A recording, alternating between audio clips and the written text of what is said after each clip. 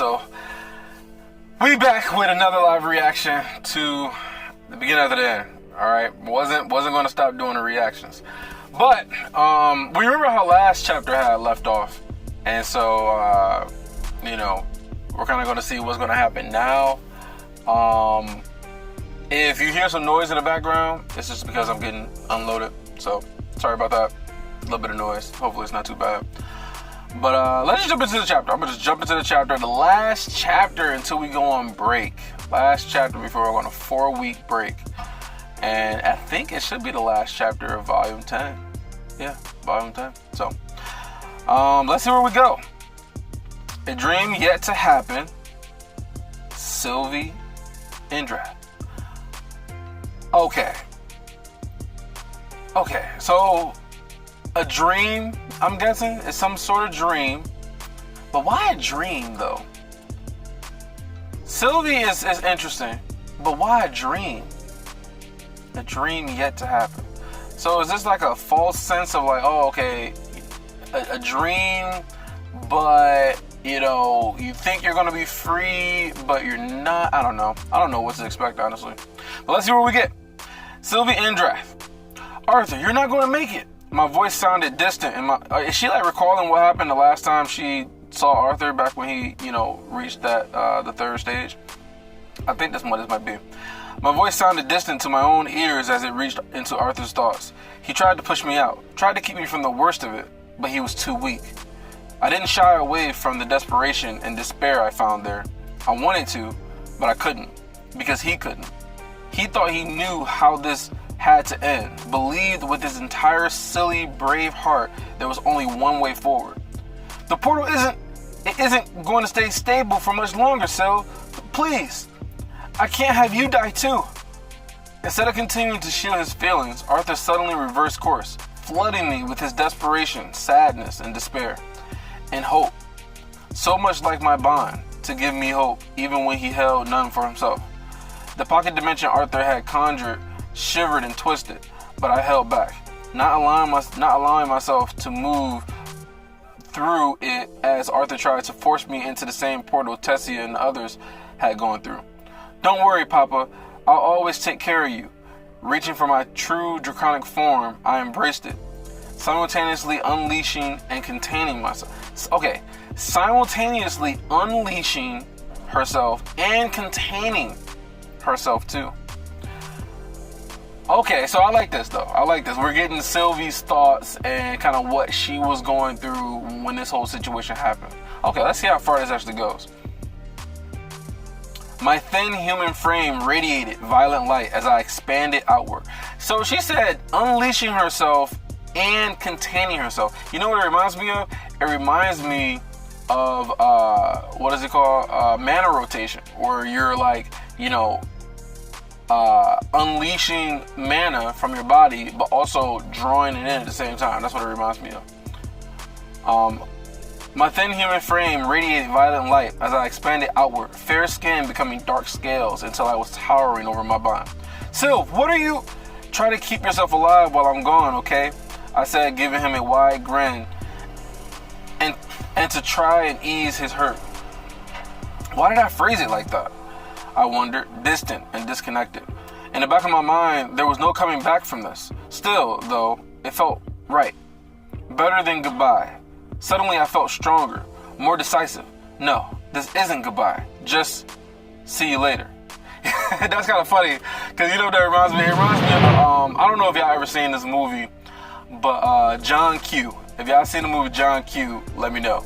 But in John Q, what he always said to his son, Denzel Washington, what he always said to his son was, his son didn't like him saying goodbye to him when you drop him off at school and stuff.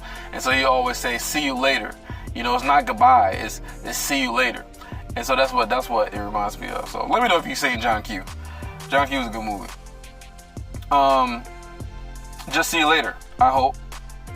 Sylv, no, don't do this. Arthur reached out, pressed his hands into me, shoving, but the process had already begun. His hands passed straight through me. This wasn't magic I'd been taught. So remember, we was kind of speculating a little bit about how she even learned this in the first place. Now, I think that some of us said something about how, well, no, let me just talk about me. So I was thinking like, okay, maybe it was something that she kind of learned in like desperation. Like it wasn't something that she knew how to do, but it was something that she like instinctively figured out how to do, type of thing. But and then, you know, it was probably triggered by like her emotions and everything she was going through with, you know, Arthur thinking he's gonna die and stuff, right? But then again, I also thought like maybe she could have been trained to do it, but I more so kind of went with like the whole emotion thing, like how it just instinctively happened. Like it just kind of like, she didn't really know how, she just kind of did it, type of thing. Which, I mean, I don't know. They had to do some more explaining, but I'm guessing we're gonna get that explained in this chapter. But anyway, but the process had already begun. His hands passed straight through me. This wasn't magic I've been taught, as if anyone in Ephiodus would care enough about a lesser to do what I was about to. No, this was something inherent in our bond. Okay. It unlocked within me the moment I understood that Arthur was about to die. So yeah, so basically that's what it is. She unlocked this ability during this moment in her life due to emotions and, you know, it's the emotional bond type of thing. So yeah, that made sense. That made sense. I mean, still it's kind of like, you know, you kind of like pulling this shit out of nowhere. Like maybe there was like some sort of hint of like maybe somebody being able to do this like before. Maybe they kind of talked about, you know, if it was something that was talked about. But I think I heard somebody say, I remember somebody might have mentioned that maybe they did talk about this before, but maybe I just don't remember. So it unlocked within me the moment I understood that Arthur was about to die. Like that knowledge had been the turning of a key. You know, it reminds me of like how, you know, Arthur gains insight. It's just like all of a sudden you just understand and then you can just do the shit. And so it's kind of like her. All of a sudden she just kind of understands and now she can do the shit. As if it had always been there. No. What am I talking about? No, okay, let me go back. Okay, like a turn of a key. Everything that made me was intrinsically, inseparably linked to him. We were one and the same. My body, my magic, my Vivmarts, they could save him, but only if I gave it up for myself. They could save him, but only if I gave it up for myself. I think she means giving it up as in like letting it go, like giving it to him, giving it up for myself, like not being forced to do it, like she like willingly gave it up. I think that's what that means. I didn't receive this insight in a flash, like thunder. Oh, okay. I literally just talked about how it was the insight. Like thunder from the mountaintops or the quaking foundations of my beliefs. No, it was just there. As if it had always, as if it always had been. He was my bond, and I could always help him even now. Even now. My physical body had become ethereal as I gave up my dominion over it. Gold and lavender motes of pure life force floated away from me to stick to Arthur. Until his whole body was glowing inside and out. I could still sense his pain.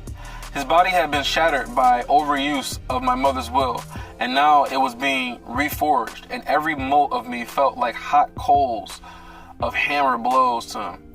I'm sorry, Arthur. If I could take away the pain too, I would. As he sagged, I scooped him up and pushed him toward the portal he created. Until we meet again, I said, my voice distorted and somehow incorporeal, and I could only hope he heard me. The portal drew him in, then began to collapse after the pocket dimension within it. I knew that when it was gone, I would be too, and the last of my essence would be picked up by the warm wind blowing through the ruined city to be carried off and spread throughout Decathlon. Knowing I would be in the grass, trees, leaves, and water of Arthur's home made me feel at peace, and I let go of the last vestige of resistance that was keeping me together. Only I was caught.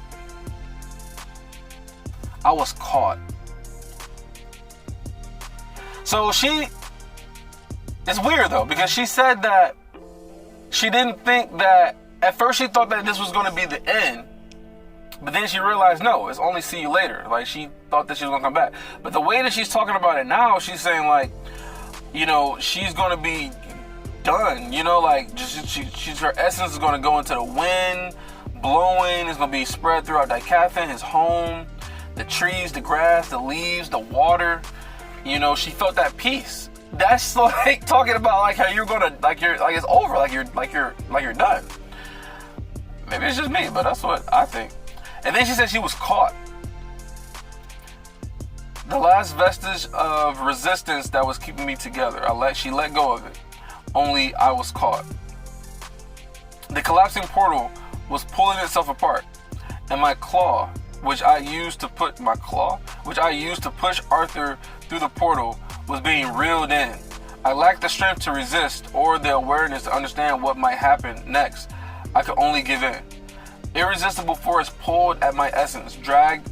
Okay, so this is how she got into the stone, the egg, whatever you want to call it.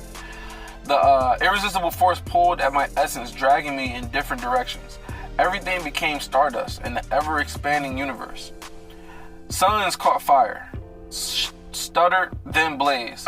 Constellations formed, faltered, and then fell from the sky. Everywhere I looked, people flickered in and out, too fast for me to see. And all the while I was being drawn through it, plunged like a shooting star in the night sky. I don't know this word. Is that instant? Let me look this shit up. Let's see. Lacking physical sensation. Insensate with wonder. So lacking physical sensation. Too awestruck and alienated from my own perspective to even be confused. The expanding universe became nothing but a tunnel of light. Every color of it felt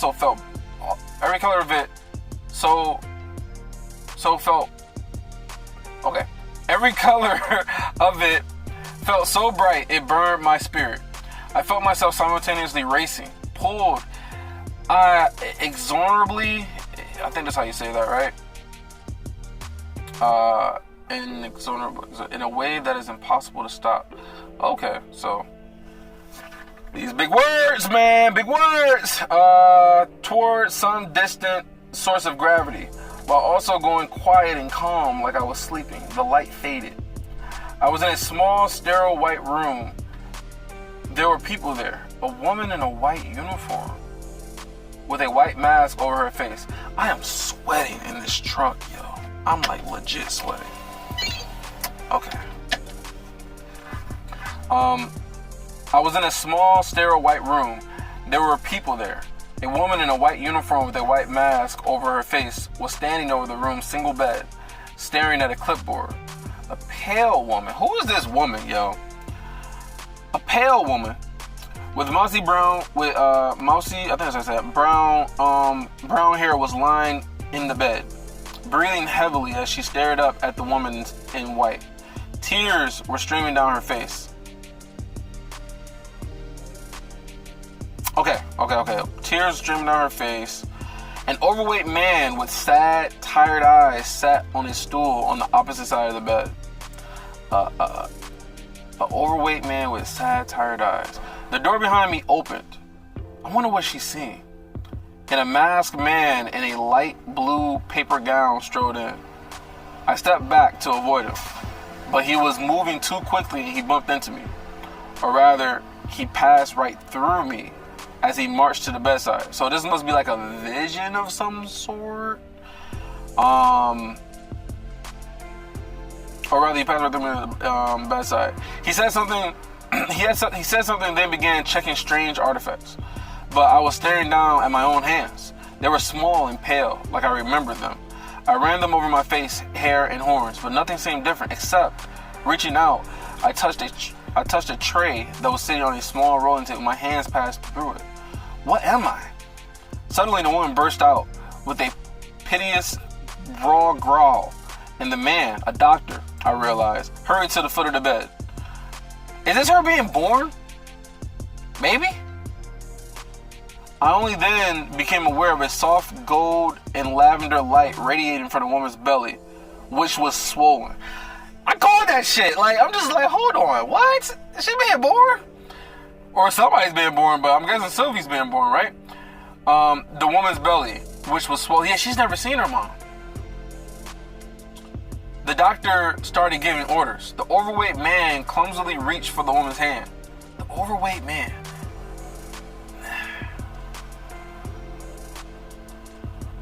Maybe she's not Agrona's daughter? I don't know. The nurse seemed to be doing 5 things at once, but it was all so confusing. And then, almost before I fully comprehended what I was witnessing, it was over. The nurse, I never even thought about that, like maybe Sylvie wasn't her daughter, or not, Sylvie wasn't Agrona's daughter. But that just like popped into my mind, just thinking about this overweight man. Like, who the fuck is this overweight man? Anyway, the nurse held out the baby boy. Okay, it's not her, because she's clearly not a fucking boy. All right, the nurse held out the baby boy, swaddled and clean and crying. To the woman who is this couple? To the woman who took him carefully and nestled him into her arm, he was glowing, radiating that same golden and lavender light. I stepped closer, leaned down to him, and took his tiny little hand in my incorporeal fingers, shaking even as I smiled. The woman stared at him for a long time, as did I. The woman stared at him for a long time, as did I. Then, like tearing her gaze away from him, he was also ripping something inside her soul. She looked at the man. Are you sure we could? He shook his head. And hold on. The woman stared at him for a long time, as did I. Then, like tearing her gaze away from him, was also ripping something inside her soul. She looked at the man. Are you sure we could? He shook his head, and she made a sound like a knife had been just shoved between her ribs. He looked down and away, clearly unable to bear it, and a single tear flowed down the crease between his nose and cheek. You know, I wish we could. This is loud. I wish we could, but we're already struggling as it is. Without a parental grant, what kind of life could we give a child? A parental grant. What kind of life could we give a child? He'll be cared for, trained even, to fight for our country. And then maybe, swallow hard, maybe in a few years we can try again. Maybe this could be one of Alacria's children being born, and like, you know how they take the children and they like gotta give them to a grown-up if they have richer blood, so they can go to a noble house and go for training and stuff. Could she be having a vision of what the fuck is his name? Is it? Names are really messing me up now since I'm reading a new book. The dude who just got captured that helped Arthur out, and he lost his kid. I don't know. Maybe she could be having a dream of like what happened with him. Maybe he was a little overweight at the time. I don't know. I'm just kind of speculating. We can try it again. I saw the light leave the woman's eyes as something broke inside her, and I knew beyond all shadow of a doubt that they wouldn't. But they didn't hold my interest. They weren't my reason for being here. He was. My gaze drifted down to his round red face, and I didn't take it away again. Not as the baby was taken from the parents he would never know, or as he slept and was fed in a bright room with a dozen others. And certainly not when he dragged himself along the hospital floor. Certainly not when he dragged himself along the hospital floor for the first time, though no one else was watching except for the other infants. But when he took his first shambling steps, I followed him when he was relocated from the hospital to a small orphanage. Wait, is this Arthur? When he was gray? Like when he was born? No way, man. Are you serious?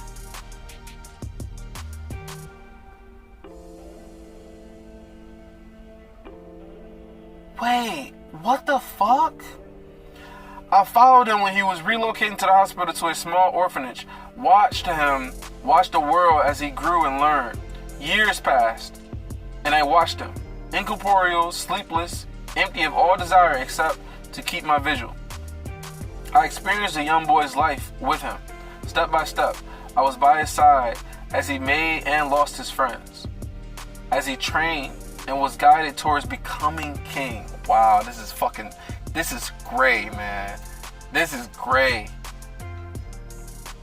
As he was manipulated into striking down his best friend, as he waged war for the de facto mother figure he lost, I did not look away. Okay, I got thoughts, and I got questions. Okay, so is this like showing that? Okay, is this like something that she's getting from the past? Like maybe she's going into the past and she's seeing like how he lived and how he grew up. But I could have sworn that she already knew that when she met Arthur. So, because she could access his memories.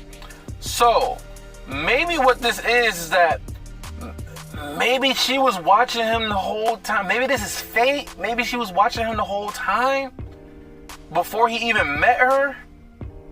It depends on what this is. Is this like a vision of the past? Or is this like, I don't know what this is. I don't know. I just gotta keep reading. Man, oh man. Like, my fucking brain went to, see how my brain went to a couple different things? I was thinking like, okay, is this Sylvie being born? Maybe she's not a grown-up's daughter. But then that shit went away. And I was like, okay, maybe it's, I can't think of his name. So many A's. But maybe it's the guy's kid that he's watching. And he was overweight before he got his kid taken away from him. Man, everything's so loud. But that's not happening. And then they said orphanage. And I'm just like, fucking great, yo. Alright, where am I at? Floundered in the world that was ill-suited to him and didn't deserve who he would become. I knew it was a necessary, is that travel? Travail. Oh, okay. A necessary travail. Without these experiences, both success and failures, well, I knew, so she's saying it was necessary for him to go through this so that he can become the person that he is. I knew it was necessary travail. Without these experiences, both success and failures, this sad king would never become my bond. The detached and weakening link to humanity he felt now would define his worldview in the next life as he set himself in opposition to it. But he didn't have to suffer long, because even from the moment of his birth, the long arm of fate had been extending toward him, and I was there for that too. The end of his journey as King Grey. I stood beside him. My incorporeal fingers fettered through his hair. Not yet the Auburn he would inherit from Alice and Lewin, as I sensed doom approaching.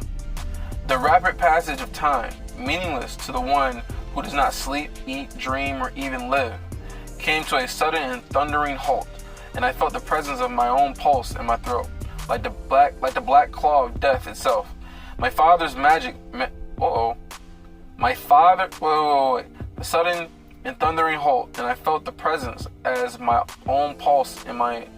And I felt the presence as my own pulse in my throat, like the black claw of death itself. My father's magic manifested, clutching at the sleeping king. Oh, I'm just like, wait, what the fuck does this mean? Oh, this is when he dragged them from that world into the world that we know today. I found myself helpless. I was present in awareness only, lacking both substance and power, and could do nothing more than clutch at the spirit being drawn from his body by the looming dark claw of forced reincarnation. But I knew, even if I had been given the ability to do so, I wouldn't have stopped what was happening. Because this moment was bringing Arthur a step closer to me, even as I was already walking beside him. Agrona's methods were cruel and awful, and yet he brought me Arthur, or was bringing me Arthur. After so long on earth, drifting along in Grey's wake like a haunting ghost, it was sometimes difficult to keep sense of time. My life felt like a dream yet to happen, my death like the beginning after the end. That's funny. Clinging to the sundered spirit, I was dragged upward away from the body left behind. The place it rested at, the heart of, the country of which it had been king, and the world that had forged the spirit I wouldn't let go. Time and space opened before us, a reversal of the force that drew me to my bond's first birth. The universe itself seemed to unfold like curtains or of stars being pulled to the side, revealing the stage behind. Our world, simple and sleepy and quiet after the noise of Gray's earth. Still firmly in the claw's grasp, we were pulled toward that world. So she was taken with him toward that world, toward the skull-shaped continent of Alacria, and waiting. So maybe. Okay, let's see what happens. Maybe. Okay, let me think. Either Sylvie does something, or maybe Sylvia does something to not draw the spirit into the infant that's in Alacria, and actually ends up going somewhere else. So let's see. Still firmly in the claw's grasp, we were pulled toward that world, toward the skull-shaped continent of Alacria, and a waiting infant, naked, crying on a rune-carved dragon skull. But that was wrong. Arthur couldn't be born in Alacria. Panic slashed through my incorporeal essence. I pulled at the... Bruh! Are you fucking serious right now? So you're telling me... So this is fate. That's what I'm learning from this. This is fate. Because there's no way... So she dies... but it's in the future though. So she dies in the future, and also she goes to the past, watches over Arthur. He's gonna be born into Alacria. She interferes with it and takes him to someone else, and then he's born there before she's even born. So the beginning after the end. So she ends, but then it's also the beginning. Her life ends, but it's also the beginning of her life. So after the end, you get the beginning. Man, this is crazy, yo. This is so fucking crazy. Arthur couldn't be born in Alacria. Panic slashed through my incorporeal essence. I pulled at the spirit, trying to hold it back from its course as my weakened mind struggled to understand. But the force of Agrona's dark claw was inexplorable. Is that inexplorable? Let's listen. Let's see. Inexorable. Inexorable. I would have never fucking said that. Inexorable. Impossible to stop or prevent. So the dark claw was inexorable. I might as well have tried to stop the sun from setting. Okay, that's a good analogy. But I would for him. I would stop the world from spinning if I have to. Wrapping myself around the spirit, I focused away from the dark aspect of Alacria toward distant Dicathin. Whatever strength my current form maintained, I exhausted it all. Suddenly, I was no longer the ghost of the small horned girl. Wide, transparent wings spread and caught the cosmic wind. Powerful talons closed around the spirit. Okay, so she turned into her dragon form. My long tail whipped the air in time to the beat of my wings. You will never have him, I said, voiceless and eternal. His fate is outside your dominion. Of course, our course shifted an inch. My spectral wings beat. Miles slipped away beneath us. My long neck strained. Dicathin came closer still. The black claw trembled. The shape of Agrona's spell hadn't accounted for resistance. It struggled to retain course, but the further away I dragged it, the more its strength flagged. Dicathin clarified beneath us. Saping flew past. Ashburn rushed toward us. A woman came into view, auburn hair and pale, young, strong, and swelling with silver light of an emitter's magic. That felt right. I wasn't sure why, but it felt right. And beside her, a wide grin plastered across his handsome, square-jawed face, was the man whose pride would build up my bond's life, and whose death would very nearly tear it back down again. But that hadn't happened yet. Wouldn't happen for a long time. Except it already happened, didn't it? It was growing more and more difficult to focus. There was a song like a sweet scent in the air calling to me. In my moment of distraction and weakness, suddenly I was slipping backward, being pulled away from the family that Arthur had to have. Waiting within that auburn-haired woman's belly was Arthur's vessel. No other would do. My wings beat again, and I matched my diminishing strength against the will of my father. My father, I thought bitterly, but not my papa.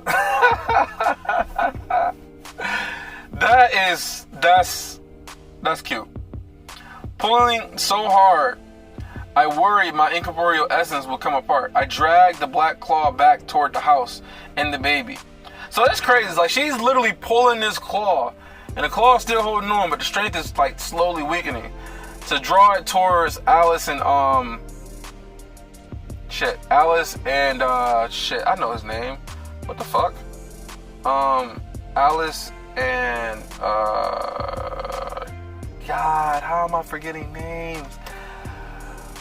I know this name, y'all. I know Alice and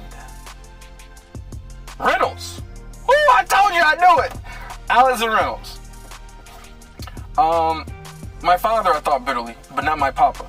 Pulling so hard, I worried my incorporeal essence would come apart. I dragged the black claw towards the house and the baby. A silent roar tore out of me and rippled through the fabric of reality. Space again unfolded between me and my destination, the baby being born beneath me. The doctor had already gone to work, giving quiet, firm instructions. The spirit in my talons touched the nimbus of white light infusing the baby. The spirit in my talons touched the nimbus of white light infusing the baby. Arona's dark claw melted away. The black mist of his lingering magic dispersed by the wind of my beating wings. You know what's so interesting to me though? Because I was wondering if when she drags, Arthur's spirit towards this baby, did this baby already have a spirit, and did she interfere with it, or maybe replace it or something? Or maybe, I guess, in this sort of situation, or maybe in this world, maybe babies aren't born, they're not born with a spirit until they get out of the womb. So they're not, so maybe that's what it is. But that's still kind of strange though, because that's kind of different from nature. You would think that something still has a spirit and has, a life and mind and personality as is in the womb. So I don't know. Let's see. With mingled glee and sadness, I watched as Gray's strong, mature spirit took over and absorbed. Watched as Gray's strong and mature spirit took over and absorbed the infant spirit within the unborn child. I'm sorry, I said, my own soul suddenly heavy with the weight of what I had to do. This was the only way. Is she saying sorry to the spirit that he took over? Because here's what's so crazy though. He didn't replace that spirit. He absorbed it within his own spirit. So it doesn't necessarily mean that he killed it. Maybe they kind of combined into one. Which is the reason why Arthur kind of became the person that he is today, because he still has some of that spirit from the original baby.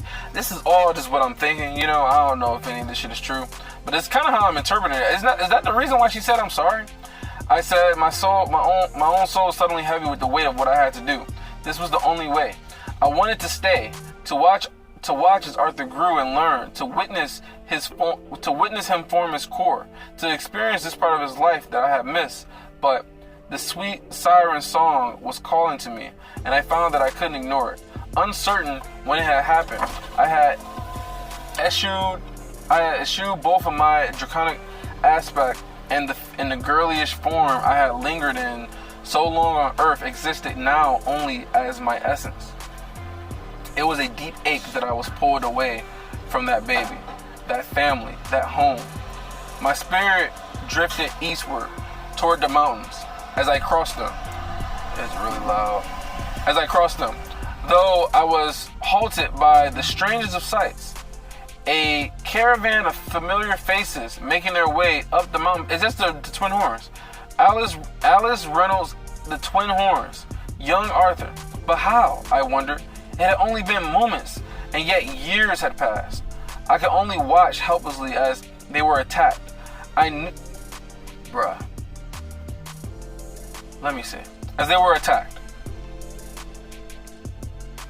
I knew what happened next, but to see it unfold in front of me was different, darker, so much worse. If my heart had been beating, it would have come to a stop as Arthur, only 4 years old, plummeted off the cliff edge to save his mother. So did she do something to save him, or was it Sylvia who did something to save him? Plunging after him, my shapeless spirit dragged at his, as I'd done before, trying to hold him up, to arrest his fall, but my power was spent. A feeble scream shivered through space and time as I fell with him, infusing him with what little of me there was left, so that at least he was not alone. And then I felt her, so clearly here, so strangely the opposite of my father in every conceivable way. My mother, her power wrapped around Arthur's small body, cushioning him, bringing him slowly to the ground. And I suddenly remembered him recounting to me that was what had happened. For an instant I had forgotten, lost myself in the desperation and fear. There was so little of my essence left. I wanted to stay with Arthur, be with him when he woke, but the song's source was so close now, and too strong. It filled all my senses, emptied me of all other thoughts as it subsumed them to that only the song remained. Is that how you say that? Subsumed? It might be subsumed. Let me see. Subsumed. Subsumed them so that only the song remained. And so I followed, unable to do anything else. Its indefinable notes were issuing from a cave hidden on the border of the Elshire forest and the Beast Glades. I knew that place, and when I saw it, I understood the source of the siren song. The trail of summoning notes led me down into the cave. Mother. Despite seeing her, being aware of her presence, it was difficult to focus on my mother. Her gigantic draconic form radiated a strong Vritra aura, but that wasn't what forced my attention away. So she radiated a Vritra aura? I wonder why. But that wasn't what forced my attention away. No, it was the song still. For resting in her huge hand was an egg, my egg. Even in the dim light, it gleamed like a rainbow-infused hue. The song was coming from the egg, drawing my spirit into it. Correcting the paradox of my multiple existences, I thought sleepily. The next moment, I could not recall having the thought at all, or any other desire beyond wanting to be inside that egg, all curled up, safe, waiting for my bond to bring me back into the world. And so, flowed into it. There I rested until I woke suddenly, confused by my surroundings, uncertain what had been real and what had only been a dream. The shell of the egg holding me transmitted sensation like a second skin. So I guess instead of her waking up in, in the the bathroom or the room, she's gonna wake up now in the ether dimension. And I was aware of it cracking and opening up. Light spilled into the tranquil darkness of the egg's interior. I blinked rapidly as a blurry face appeared above me as more of the shell broke away. Slowly, the face came into focus. A young boy with auburn hair and wide, hopeful azure eyes. Was staring down at me. Arthur. My Arthur. Except I blinked again. I've been wrong. Arthur was older. not the boy who first hatched me, but the general and lance who rode on my back into war, strong and severe, but also kind and protective. His face was still fuzzy though, and I blinked. Arthur was still there, but his face was even older, sharper, leaner. His azure eyes had turned to liquid gold, and his hair, it was the same color as mine. Q, a wry, trembling smile curved one corner of his lips. Welcome back, Sylv. Well, that's kind of what I thought. That we was going to end this chapter with Sylvie coming back. So this was a lot of shit. This is really strange. So, how though? So Sylvie was the one who brought Arthur into Alice and Reynolds' baby's body? This is fate. It's gotta be fate. This is some fate type shit. And so, okay, let me talk about this too. Because I kind of predicted there had to be some sort of consequence for it. So I'm thinking that she's obviously back to being a little baby dragon again. And so I'm guessing that she's gonna just kind of regrow up all over again, but still have those memories intact, because it doesn't seem like her memories are gone. Because she's talking about how she's seen Arthur, but it's not her original Arthur, it's the more mature Arthur, older Arthur. So I'm guessing her memories are still gonna be there when she wakes up. And so I guess she's gotta just grow and develop again, so be a baby dragon and then continuously grow and get older and stronger and stuff.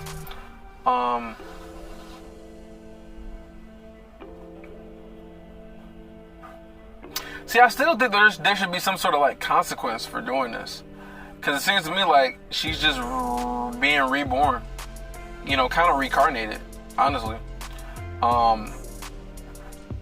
And if she's still going to come back to being an Asura all over again, then there really was, I mean, I guess you can say the consequence was her being in this like dream state, but then again, I don't know, it's very strange, very strange. Very strange. I wonder what was up with his parents though. Gray's parents was talking about something like they knew something was gonna happen. She screamed, so I'm guessing she died. And then his father was some overweight man, and they knew they wasn't gonna be. Oh my god.